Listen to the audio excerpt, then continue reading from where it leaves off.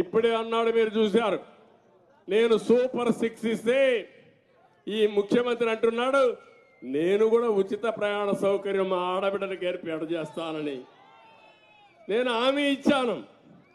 ఇప్పుడు ఆయన ఓడిపోతాడని సర్వేలు వచ్చేసాయి.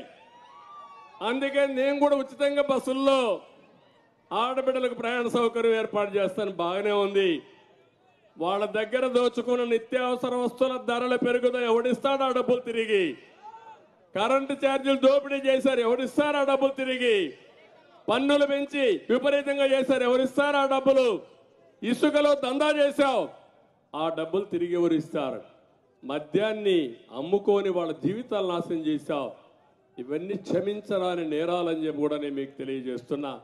అందుకే నేను ఒక మాట అన్నాను, మార్చవలసింది ఎమ్మెల్యేలు కాదు, మార్చవలసింది